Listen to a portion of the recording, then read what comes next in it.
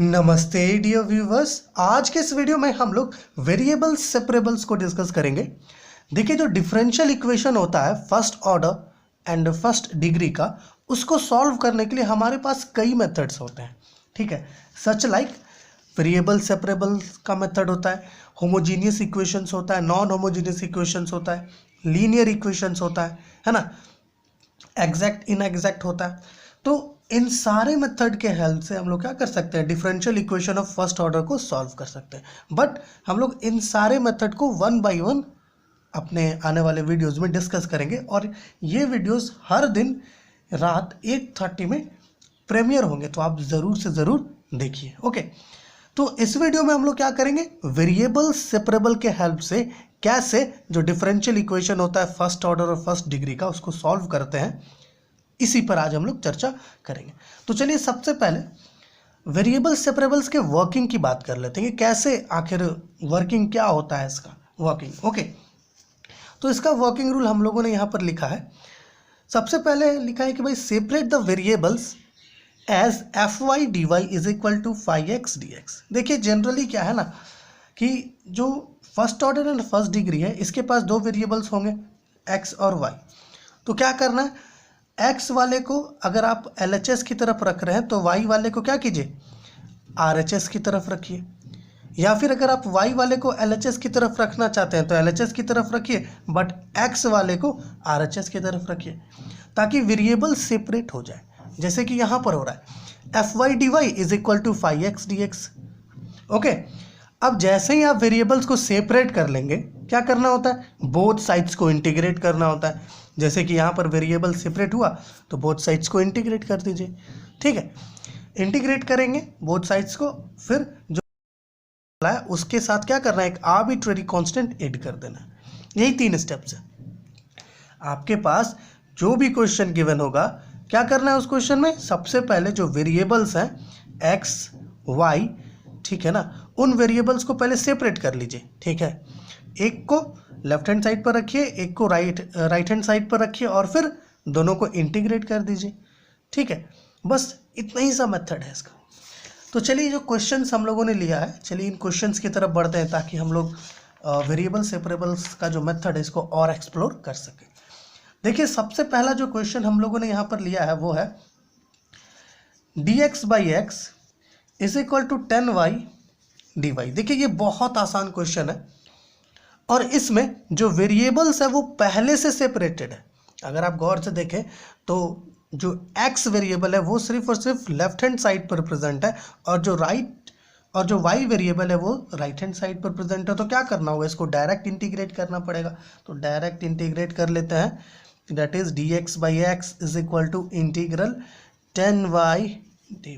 Okay, अब देखिए 1/x को इंटीग्रेट करेंगे तो हमें यहाँ पर तो log x मिल जाएगा, और 10y को इंटीग्रेट करेंगे तो हमें मिलेगा log sec y, और इसके साथ क्या करना है, एक आर्बिट्रेरी कांस्टेंट ऐड करना होगा हमें, और यहाँ पर हो जाएगा log x।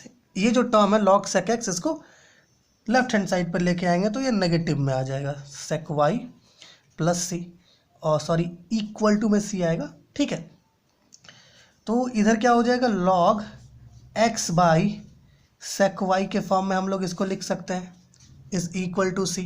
ओके, या फिर आप चाहें तो इसको, ये जो log c है, ठीक है, मतलब ये जो c है, यहाँ पर भी क्या कर सकते हैं, log लगा सकते हैं, log कैपिटल c, जिससे क्या होगा, ये log और ये log, ये दोनों कैंसिल हो जाएंगे, और हमारे पास बचेगा x cos y is equal to जो कैपिटल C है। ओके, तो देखिए ये हमें सॉल्यूशन मिल गया, जो गिवन डिफरेंशियल इक्वेशन है उसका सॉल्यूशन। ठीक है, तो हमें जनरली क्या करना है, सबसे पहले जो भी इक्वेशन आपके पास गिवन है उस इक्वेशन के वेरिएबल्स को सेपरेट कीजिए, फिर बोथ साइड्स उसको इंटीग्रेट कर दीजिए। उसके बाद जो भी इंटीग्रेट करने के बाद राइट हैंड साइड में आपको रिजल्ट मिल रहा है, उसमें क्या करना है, एक आर्बिट्रेरी कांस्टेंट ऐड कर देना है। अब चलिए क्वेश्चन नंबर 2 देखते हैं। क्वेश्चन नंबर 2 जो है ये थोड़ा सा डिफरेंट टाइप का है, that is dy by d x is equal to under root 1 plus x square plus y square plus x square y square. कुछ ऐसा क्वेश्चन है हमारे पास। देखिए ये भी बहुत आसान है। हमें इस पहले क्या करना होगा, पहले यहाँ पर वेरिएबल्स को सेपरेट करना होगा। तो वेरिएबल्स को सेपरेट करने के लिए हमें पहले इसे कुछ ऐसे लिखना पड़ेगा, 1 plus x square plus y square है तो वाई स्क्वायर बाहर ले लेते हैं और इधर 1 प्लस एक्स स्क्वायर होगा। आप मल्टीप्लाई करेंगे तो आपको यही दो टर्म मिलेगा, ठीक है ना। देखिए यहाँ पर is equal to under root, अब आप चाहें तो इसे कुछ ऐसे भी लिख सकते हैं, 1 plus y square bracket 1 plus x square के फॉर्म में भी लिख सकते हैं। आप मल्टीप्लाई करेंगे तो आपको वापस से यही टर्म मिल जाएगा। ओके नाउ तो देखिए d y by d x क्या मिल गया हमें, under root 1 plus y square and 1 plus x square. अब जो है इसको कुछ ऐसे भी लिखिए, d y by d x is equal to under root 1 plus y square and under root 1 plus x square. कुछ इस फॉर्म में भी लिख सकते हैं। अब जो है यहाँ से बहुत आसानी से हम लोग इसको सेपरेट कर सकेंगे। देखिए ये जो 1 प्लस वाई स्क्वायर वाला है इसको क्या करना है, हम लोग डिनोमिनेटर में ले आते हैं लेफ्ट हैंड साइड पर। तो क्या होगा, d y by under root 1 plus y square and इसको क्या करेंगे, राइट हैंड साइड पर लेके चले जाएंगे 1 plus x square d x. देखिए वेरिएबल सेपरेट हो चुका है। ओके अब क्या करेंगे, बोथ साइड्स इंटीग्रेट करना पड़ेगा। तो बोथ साइड्स इंटीग्रेट कर लेते हैं। देखिए integral d y by under root 1 plus y square is equal to integrate under root 1 plus x square d x. Okay देखिए यहाँ पर हमें फॉर्मूला अप्लाई करना पड़ेगा। ये जो आप इक्वेशंस देख रहे हैं जो इंटीग्रल में मिला है, ये एक्चुअली में स्टैंडर्ड फार्मूलाज जो स्टैंडर्ड इंटीग्रल्स होते थे ये उसी के फॉर्म्स में, ठीक है। तो इसको इंटीग्रेट करेंगे तो हमें क्या रिजल्ट मिलेगा, हमें मिलेगा क्या है, integral d y by under root 1 plus y square है। तो इस केस में हमें मिलेगा log y plus under root 1 plus y square. Okay formula है ये स्टैंडर्ड इंटीग्रल से के हेल्प से हम लोगों ने इसके लिखा है, ठीक है। एंड जो इस केस के लिए क्या होगा, इस केस के लिए भी कुछ ऐसा ही होता है फॉर्मूला, वो होता है x under root 1 plus x square by 2 and फिर होगा लॉग नहीं होगा यहाँ पे, होगा plus, okay plus 1 by 2 log bracket x plus under root 1 plus x square, okay और इसके साथ एक कांस्टेंट इधर लगेगा, ठीक है ना। तो देखिए ये हो गया हम लोग का क्वेश्चन नंबर 2 का सॉल्यूशन, ठीक है। तो कुछ इस तरीके से जो है हम लोग वेरिएबल सेपरेबल्स का मेथड को अप्लाई करते हैं। जनरली जो भी क्वेश्चन आप ले रहे हैं पहले उसके वेरिएबल्स को सेपरेट कर दीजिए, फिर बोथ साइड्स को इंटीग्रेट कर दीजिए, ओके एंड देन जब आपको रिजल्ट मिलेगा तो क्या करना है, लास्ट में एक जो आर्बिट्रेरी कांस्टेंट होता है उसको ऐड करना होता है। तो चलिए क्वेश्चन नंबर 3 की तरफ चलते हैं। क्वेश्चन नंबर 3 को देखते हैं। देखिए क्वेश्चन नंबर 3 भी बहुत डिफरेंट टाइप का है। हम लोगों ने सारे क्वेश्चंस डिफरेंट टाइप्स के लिए हैं। ये है log d y by d x is equal to a x plus b y. Okay देखिए ये जो क्वेश्चन है इस क्वेश्चन को थोड़ा सॉल्व करते हैं। अब यहाँ पर भी हमें क्या करना होगा, पहले वेरिएबल्स को सेपरेट करना होगा। तो पहले वेरिएबल्स को सेपरेट करने के लिए हमें इसे कुछ ऐसे लिखना होगा। अगर ये लॉग राइट हैंड साइड पे चला जाएगा तो ये इक्वेशन क्या बन जाएगा, कुछ ऐसा, d y by d x is equal to e पे power a x plus b y के फॉर्म में ये आ जाएगा। यहाँ तक अच्छे से समझ में आ रहा है। अब यहाँ से वेरिएबल्स को सेपरेट करते हैं। देखिए कैसे, इसको आप कुछ ऐसे भी लिख सकते हैं, ई पे power a x dot E पे पावर बी वाई के फॉर्म में भी लिख सकते हैं, कोई दिक्कत नहीं है इससे। अब ऐसा करते हैं ना कि जैसे डी वाई है तो ई पे पावर बी वाई वाले को इधर ले आते हैं और इसे यहाँ पर ले आते हैं, ठीक है, डिनोमिनेटर में। एंड यहाँ पर ई पे पावर ए एक्स है तो इसके साथ डी एक्स ये इधर लेके चले गए राइट हैंड साइड पर, ठीक है ना। अब देखिए वेरिएबल सेपरेट हो चुका है तो क्या करना होगा, इंटीग्रेट करना होगा बोथ साइड्स। बट उससे पहले ऐसा करते हैं, इसको कुछ ऐसे लिख लेते हैं, ई पे power minus b y d y is equal to e पे power a x d x. अब इंटीग्रेट करते हैं बोथ साइड तो क्या होगा, इंटीग्रेट ई पे power minus b y d y is equal to integrate e पे power a x d x. Okay तो हमें यहाँ पर क्या मिलेगा, देखिए हमें मिलेगा माइनस ई पे power minus b y by b, ठीक है। इंटीग्रेट करेंगे तो इसका जो कांस्टेंट है वो नीचे डिनोमिनेटर में आ जाएगा और इसके साथ एक नेगेटिव सिंबल भी डिनोमिनेटर में ही आता है वो, बट हम लोग उसको ऊपर लेके चले गए। उसी तरीके से यहाँ भी होगा e पे पावर ax/a और उसके साथ एक कांस्टेंट c, ठीक है ना। अब जो है इसको थोड़ा और हम लोग सॉल्व कर सकते हैं। देखिए एक्चुअली में सॉल्यूशन यही है, इसका कोई दिक्कत नहीं है। जो गिवन डिफरेंशियल इक्वेशन है उसका सॉल्यूशन यही है, बट ज़्यादातर बुक्स में क्या होता है ना कि इसको सॉल्व किया जाता है। कैसे, देखिए यहाँ पर e पे पावर माइनस e पे पावर माइनस by/b है, इसको इधर लेंगे तो क्या होगा, ये नेगेटिव में आ जाएगा। e पे power ax/a is equal to c। तो इसको हम लोग कुछ ऐसे भी लिख सकते हैं। देखिए यहाँ पर माइनस बाहर ले लेंगे तो इधर क्या हो जाएगा, e पे पावर ax/a प्लस e पे पावर माइनस by/b, दोनों ही पॉजिटिव हो जाएगा ना, तो आप किसी को भी ले सकते हैं, कोई दिक्कत नहीं है, ठीक है। अब ये माइनस इधर आ जाएगा तो ये माइनस, ये जो माइनस है अगर इस माइनस को राइट हैंड साइड पे ले आए तो ये जो c है वो नेगेटिव में आ जाएगा। तो इस c को हम लोग कुछ ऐसे भी लिख सकते हैं, e पे पावर ax/a प्लस e पे power minus by/b is equal to k। तो ये जो हमें मिल रहा है ना, ये रिक्वायर्ड सॉल्यूशन है इस गिवन डिफरेंशियल इक्वेशन का, ठीक है ना। तो इस तरीके से क्या करते हैं हम लोग, वेरिएबल सेपरेबल के मेथड को अप्लाई करते हैं। जनरली वेरिएबल्स को सेपरेट कीजिए और उसको बोथ साइड्स इंटीग्रेट कर दीजिए। देखिए अब क्वेश्चन नंबर 4 की तरफ चलते हैं। देखिए ये क्वेश्चन जो है बहुत अलग टाइप का है।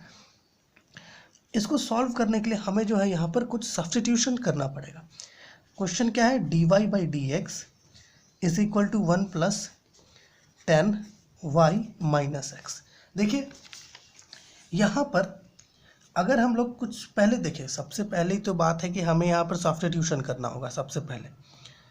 ओके, तो पहले ऐसा करते हैं, यहाँ पर लिखते हैं कि पुट, क्योंकि देखिए ये 10 के साथ y माइनस एक्स है। सब्स्टिट्यूशन क्यों कर रहे हैं ये समझ लीजिए। यहाँ पर 10 के साथ y माइनस एक्स है तो मतलब y माइनस एक्स एक तरह का एंगल है, तो यहाँ से ये y और x दोनों को सेपरेट नहीं किया जा सकता है। समझ में आ रहा है, जिसके कारण हमें इसे कुछ ना कुछ सब्स्टिट्यूशन देना पड़ेगा, ठीक है। तो चलिए इसलिए हम लोग यहाँ पर लिख रहे हैं कि put y minus x is equal to z। अब इसको बोथ साइड्स अगर डिफरेंशिएट करते हैं तो आपको क्या मिलेगा, dy/dx माइनस 1, क्योंकि x को डिफरेंशिएट करेंगे x के रिस्पेक्ट पे, एंड इधर क्या हो जाएगा dz/dx। तो dy/dx की जगह पर हमें क्या रखना पड़ेगा, इधर रखना पड़ेगा dz/dx प्लस 1। ओके, अब चलिए सब्स्टिट्यूट करते हैं यहाँ पर। तो होगा देयरफॉर dy/dx की जगह पे क्या रखना है, dz/dx प्लस 1, क्योंकि dy/dx का वैल्यू यही है, and is equal to 1 plus 10 y minus x का z। देखिए यहाँ पर ये जो 1 और 1 है ये दोनों को आप कैंसिल कर दीजिए, ठीक है। चाहे आप इस 1 को इधर ले ये नेगेटिव में आएगा, चाहे इसको इधर ले ये नेगेटिव में आएगा, तो कैंसिल होना ही है। तो आपके पास बचेगा dz/dx is equal to 10z, कुछ ऐसा बचेगा। ओके, अब जो है वेरिएबल्स को बहुत आसानी से सेपरेट किया जा सकता है। तो यहाँ पर क्या है, dz है तो क्या करना होगा, ये जो 10z है इसको इधर ले आते हैं लेफ्ट हैंड साइड पर डिनोमिनेटर में, तो 10z is equal to dx। देखिए बहुत आसानी से इसको इंटीग्रेट कर सकेंगे हम, तो इंटीग्रेट कर लेते हैं।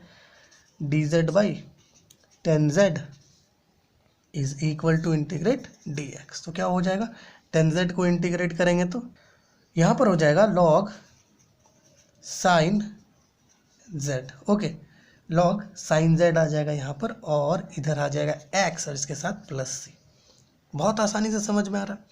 अब अगर आप चाहें तो ये इस log को राइट हैंड साइड पर ला सकते हैं, जिससे क्या होगा कि इसका आंसर कुछ ऐसा हो जाएगा, sin z is equal to e पे power x plus c।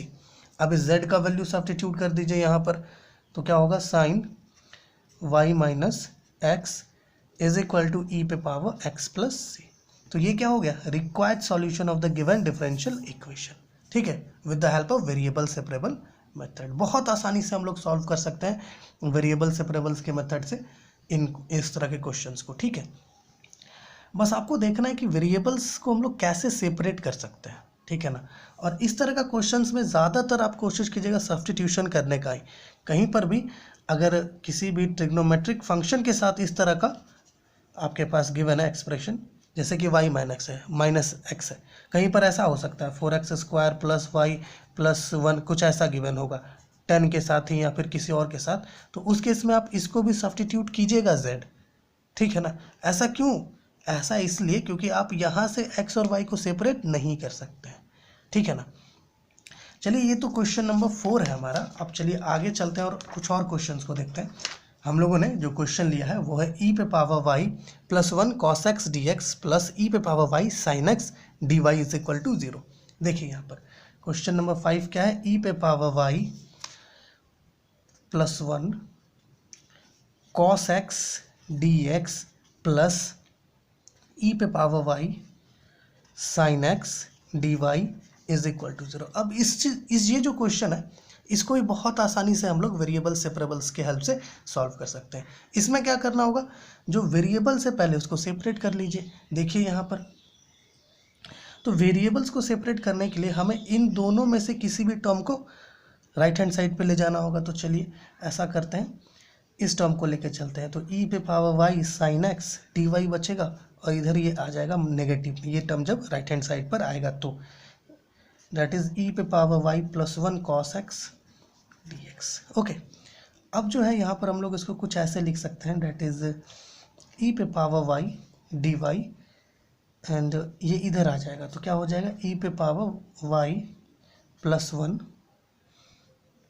Is equal to negative cos x by sin x dx। देखिए वेरिएबल सेपरेट हो चुका है, ठीक है ना। अब क्या करना होगा, इसको इंटीग्रेट करना होगा। तो इंटीग्रेट करना होगा तो कुछ ऐसे इंटीग्रेट करते हैं, e पे power y plus 1 dy is equal to negative integral क्या हो जाएगा, cos x by sin x dx, ठीक है ना। आप चाहें तो इसको cot x करके भी लिख सकते हैं, minus integral cot x dx के फॉर्म में भी इसको लिख सकते हैं। इंटीग्रल e पे पावर y बाई e पे power y plus 1 dy। But देखिए इसको इंटीग्रेट करने के लिए हमें यहाँ पर कुछ सब्स्टिट्यूशंस करना होगा। मान लीजिए कि यहाँ पर जो e पे पावर y प्लस 1 है, अगर हम लोगों ने इसको t ले लिया, ठीक है ना, तो हम लोग अगर डिफरेंशिएट करते हैं तो हमें क्या मिलेगा, e पे पावर y मिलेगा, dy is equal to dt मिलेगा। देखिए e पे पावर y dy प्रेजेंट है तो ऑब्वियस सी बात है हम लोग इसको ये सब्स्टिट्यूशन कर सकते हैं यहाँ पर। तो क्या होगा, इंटीग्रल e पे पावर y dy को dt रख देते हैं और e पे पावर y प्लस 1 को t रख देते हैं, ठीक है, माइनस यहाँ पर जो cot x का इंटीग्रल होगा वो होगा log sin x, ठीक है, sin x इसके साथ प्लस c, और इसका क्या हो जाएगा log t के जगह पर क्या रखना होगा हमें, e पे पावर y प्लस 1, e पे पावर y प्लस 1, ठीक है, is equal to minus log sin x plus c, ठीक है। अब इसको क्या कीजिए, लेफ्ट हैंड साइड पर ले आइए, तो क्या होगा log e पे power y plus 1 plus log sin x plus c, ठीक है ना। तो इसको कुछ आप ऐसे ही सॉल्व करेंगे क्योंकि देखिए दोनों एडिशन में तो दोनों मल्टीप्लिकेशन में आएगा log के साथ, log e पे power y plus 1 and sin x, ठीक है। यहाँ पर ये इक्वल टू है, ध्यान रखिएगा, ठीक है ना, मिस्टेक हो गया थोड़ा सा।